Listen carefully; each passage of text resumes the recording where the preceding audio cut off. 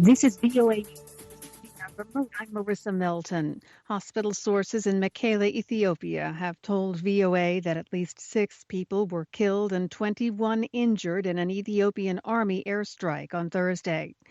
The attack brings the total number of casualties from a series of government bomb strikes since last week to at least 12 dead and 55 wounded, according to medical personnel. Ethiopian National Defense Forces issued a statement saying the latest attack was aimed at a military equipment maintenance facility operated by the Tigray People's Liberation Front. But witnesses in Mekelle told VOA that the late morning airstrike hit a residential area. A doctor at the hospital said 3 of the dead were children. He blamed a blockade of the region for shortages of food, drugs, and medical equipment at the hospital. Ethiopian Communications Minister Legesse Tulu told VOA that the attack, quote, successfully targeted an arms maintenance facility used by the TPLF. He said the federal government had not received any reports of civilian casualties from the strike. U.S. climate envoy John Kerry spoke in London Thursday ahead of next week's climate summit in Glasgow, Scotland, saying that addressing the climate crisis is the only choice and the cost of not doing so is far greater than the cost of taking action. Kerry said the effects of climate change are being felt now. He said the planet is already at its hottest and least stable point in 125,000 years. He said some of the impact is irreversible and already is causing deaths.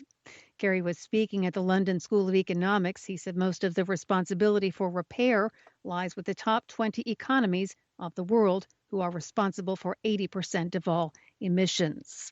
From Washington, you're listening to VOA News.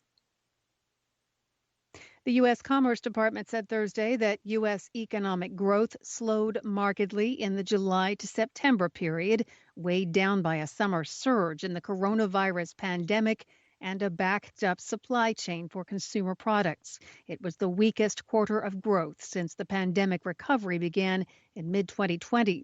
Some economists say they expect U.S. economic output to expand more rapidly in the coming months, but worries remain over the supply chain as container ships full of consumer goods from Asia remain anchored and unloaded off the U.S. Pacific coast.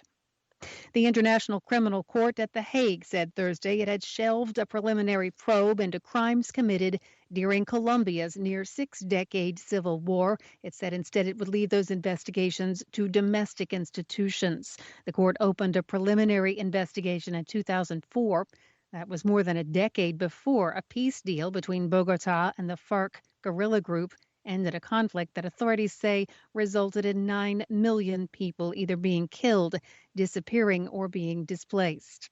It focused on crimes against humanity and war crimes committed by government forces, paramilitary forces, and rebel groups, including murder, kidnapping, torture, rape, and forceful displacement of civilians. On Thursday, ICC prosecutor Karim Khan said the court had concluded that Colombia was living up to its international obligations to investigate and prosecute the crimes itself. Colombia has established a tribunal to try those accused of the worst atrocities. Since 2017, it has charged former FARC commanders with the kidnapping of at least 21,000 people and the recruitment of 18,000 minors. The commission hopes to deliver its first verdicts this year or in early 2022. Poland's justice minister said Thursday the European Union member should not pay any fines to the EU's top court that the EU's top court has imposed on Warsaw. He called the European Court of Justice injunctions lawless. Poland insists the court has no authority over its justice system and has been ignoring its rulings.